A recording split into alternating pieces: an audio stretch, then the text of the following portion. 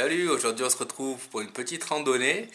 Donc l'idée c'est de partir de chez moi, donc je suis à peu près à 855 mètres d'altitude et on va rejoindre un sommet environnant qui est à 1706 mètres d'altitude. Donc l'idée c'est de partir 100% à pied depuis la maison jusqu'au sommet. Donc là je vais rejoindre Rémi et on va partir pour marcher ensemble. Ce petit sommet, je l'ai déjà fait plusieurs fois, en fait il y a un parking où on peut venir se garer. Donc en fait on pourrait remonter jusqu'à là-bas sur la route, mais le but c'est de passer que dans les chemins. Donc en fait on va emprunter tous les chemins pour mener jusqu'au sommet. Donc j'ai déjà fait toutes ces portions de chemin, donc un coup une partie, un coup l'autre, etc. Là le but c'est de tout rejoindre pour aller jusqu'au sommet. Petit samedi plutôt ensoleillé, on a décidé de partir gambader avec Juju. Donc voilà, on va partir un petit peu gambader et on va voir où ça nous mène. Je crois que notre point de chute il est là-haut. Donc voilà. Voilà, effectivement, on va monter jusqu'au sommet de Saint-Philippe, donc qui est la butte qu'on peut voir au milieu. Et autrement, aux alentours, on peut apercevoir plusieurs sommets que je vous ai déjà montré en vidéo. Donc l'Arche par ici, le Piolite par ici, par exemple. Et la Pousterle qui se situe vers là-bas, que j'avais essayé d'atteindre il n'y a pas très longtemps. Donc voilà, on va monter tout là-haut à 1706 mètres d'altitude. Et voilà, comme je vous le disais, donc on peut très bien monter que par des chemins qui ne sont donc pas sur la route. Donc c'est ce qu'on fait ici. On commence par ce chemin qui est assez large, donc que je prends quand même très régulièrement. Si c'est pas quotidiennement, c'est pas loin, parce que je fais souvent des marches aux alentours. Voilà, on se retrouve devant un ruisseau, il faut qu'on traverse sans se mettre trop les pieds dans l'eau pour continuer.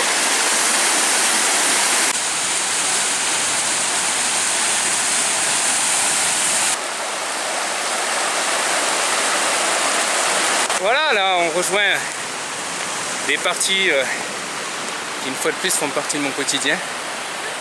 Et à partir d'ici, on n'a plus du tout besoin de passer sur des petits morceaux de goudron, à part pour peut-être traverser la route une fois. Et sinon on va tout simplement passer dans la forêt, à droite à gauche, sur les petits sentiers, pour continuer. Donc là on a fait pour l'instant 172 mètres de dénivelé positif, on est à 1012 mètres d'altitude, à quelque chose près. On continue l'ascension. Voilà, on croise pas mal de ruisseaux à traverser tout au long de la randonnée. Donc on continue. Là on va remonter en face. On est là. Et tout se passe bien, il fait beau. Ça se passe bien pour toi? Au top, au top, au top. On n'a pas la pluie, c'est génial. Un petit vent frais, histoire de ne pas avoir trop chaud. Et voilà, on est nickel. Bon, la rando se déroule bien, hein. Comme d'hab, on blague, on blague, on blague. Là on est dans une partie dans la forêt.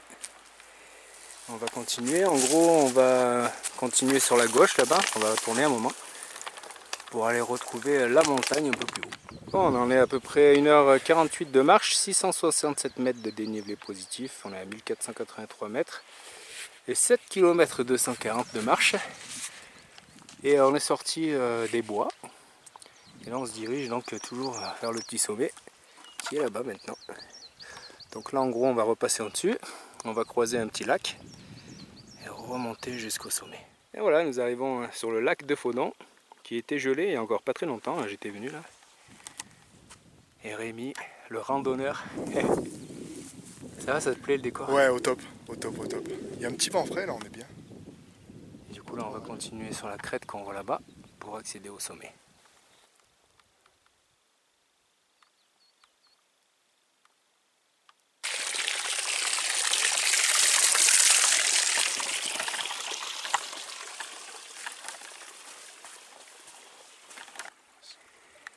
Donc là on arrive sur un site historique, le site de Faudon. Et en fait là il y avait un village là, juste en dessus de la butte. Et tout en haut au sommet il y avait une tour.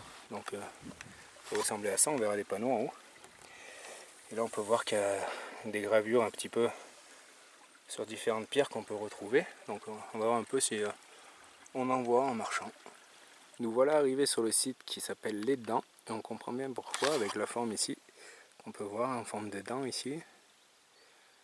Donc c'est un joli passage, et ensuite le sommet est juste là au-dessus. On a quelques petites failles, des gros cailloux, un petit passage bien sympa. Et Rémi là.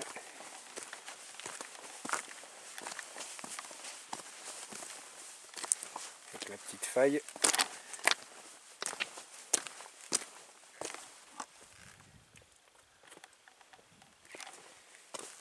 Ici pour passer entre les deux, tu vois, il y a la porte d'entrée, regarde. Ah ouais. J'ai pas vu de gravure. Ah, c'est en dessous, on va voir, là, je te ferai voir. On va apercevoir les ruines là. Donc là on descend ou... Non, à gauche. Okay. Voilà les dents. 1670 mètres. Le vent s'est levé alors qu'on approche du sommet. Et là on peut voir les vestiges du village. Donc je ne sais pas si vous allez pouvoir bien les apercevoir, mais il y a ce qui constituait des murs.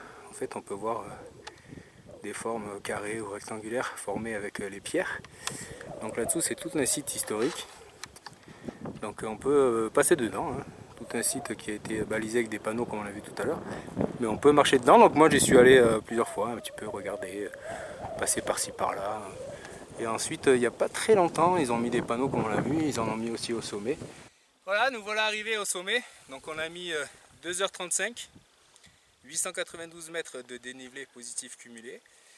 Et donc là c'est le sommet où j'avais fait une petite session de tir à l'arc dans un short. Donc j'étais venu avec l'arc, la cible et les flèches dans le sac. J'avais fait la petite session de tir à l'arc. Donc c'est un sommet sur lequel je viens très régulièrement. Mais j'étais pas parti de chez moi à pied comme aujourd'hui quand on l'a fait avec Rémi. Donc c'est cool. Sinon on est passé, quand je suis déjà venu de ce côté, de l'autre côté, d'en dessous, de là-bas. Donc dans sur plusieurs chemins. Et c'est toujours aussi plaisant. Avec une superbe vue et voilà, un décor finalement très montagneux. Avec des gros rochers, le petit lac d'altitude. Donc très agréable, vraiment pas loin de la maison. Et voilà en fait le fort ici qui est reconstitué en maquette. En fait c'est trouvé là, au niveau de la croix. Avec en dessous on va voir mais les restes du fort, quoi, les restes de la tour.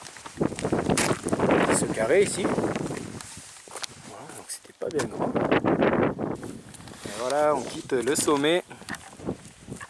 Donc je suis content parce que ça a bien plu à Rémi et moi j'ai bien aimé, j'ai bien apprécié d'être parti de chez moi. Ça s'est très bien fait, en très bonne compagnie. Du coup on blague depuis tout à l'heure. Et là on va redescendre donc par un itinéraire légèrement différent. On va passer par le lac, passer par dessus. Et une fois qu'on sera au niveau de la forêt, il y a des passages où on va prendre des chemins à droite au lieu de ceux qu'on pourrait prendre à gauche pour revenir sur nos pas. Pour varier un petit peu et pour redescendre jusqu'en bas. Là, au niveau des statistiques, là on est parti à quelques minutes du sommet. Et donc on a parcouru 9 km 470 pour arriver jusqu'au sommet et redescendre là. Donc on peut se baser sur 9 km 450, 440, un truc dans le style, pour partir de chez moi jusqu'au sommet. Et on est bien parti dans la descente. Après les jours sont un peu rallongés. Donc ça devrait aller au niveau de la nuit. Là il est déjà 5h15. Donc ouais, le temps qu'on arrive en bas, il sera facilement dans les 19h. Donc voilà, de quoi passer une bonne après-midi de marche. Sur le chemin du retour, on a pris notre itinéraire pour rejoindre la cabane des fées. Donc qui s'appelait jusqu'à présent la cabane de la plantation, qui date de 1873. Ici, et qui a été rebaptisée la cabane des fées, puisque dedans maintenant il y a une fée en papier mâché. Mais sinon on peut voir sur la porte ici qu'il y est écrit 1866. Et dans cette cabane, donc, voilà, on a la fée qui est ici. Et sinon, en fait, c'est libre d'accès. Donc on pouvait venir bivouaquer par exemple. Voilà, avec le toit en tôle. Et ici, on a la cheminée sur l'arrière ici, qui donne accès directement sous le toit. Donc il n'y a pas vraiment de cheminée, on va aller voir ça de dehors. Et voilà, sinon c'est vraiment un très bel endroit. Avec là-bas la table de pique-nique. Donc pour la petite anecdote, j'avais fait une vidéo sur les jumelles ici. Et voilà la table qu'on peut voir là-bas. Un très bel endroit au milieu de la forêt. Qu'est-ce que t'en dis, Rémi? C'est top, c'est top, c'est top. Joli cette porte. Ouais, c'est beau, hein. Elle doit être d'époque, je suppose. Donc le sol. Ouais, une super belle cabane. Et je vais vous montrer le système de cheminée là-bas au-dessus. Ouais, pas vraiment une cheminée justement. Voilà, c'est un peu à l'arrache, ça passe finalement sous les tôles ici. Il y a une petite ouverture là. Et ça passe sous les tôles. Alors là, un super bel endroit. Devant des magnifiques fougères. Espèce inconnue, non inconnue. Ah, c'est beau aussi avec de la mousse là, sur le rocher. Ouais. Ah, c'est chouette, c'est chouette, c'est chouette. Tu vas déménager là? Ouais. Faire un petit salon tranquille. Tranquille. Il y a déjà le salon. Loin de la civilisation. Là, il y a des marches. Waouh! Ah ouais. Voilà, la cabane des fées.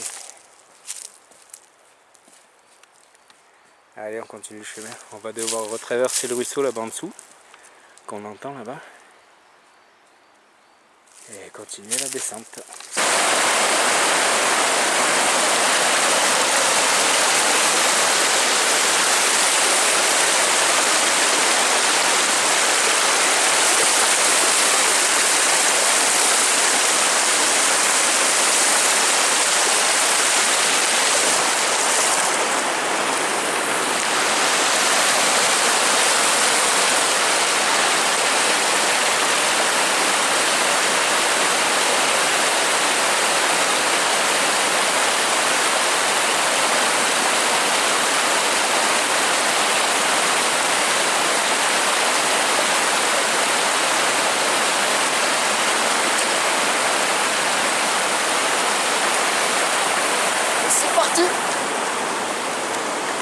Voilà, de retour au bercail, donc une super sortie. Ça faisait un moment que j'avais envie de partir de la maison pour aller jusqu'au sommet de Saint-Philippe. Donc là, le hasard a fait que je rencontre Rémi sur le chemin ce matin et qu'on se mette d'accord pour y aller. Donc une super journée, une super après-midi en compagnie de Rémi jusqu'au sommet. Donc on a tellement parlé ensemble qu'on n'a pas vu le temps passer. Et ça s'est très bien fait. Et au niveau des stats, donc on a mis 5h04 pour parcourir les 19 km 70 de marche. Au niveau du dénivelé, on a eu 944 mètres de dénivelé positif cumulé et 934 mètres de dénivelé négatif cumulé pour environ 27 733 pas. Donc vraiment une randonnée très sympa qui attaque bien la saison, en espérant que cette vidéo vous ait plu. Merci et à bientôt.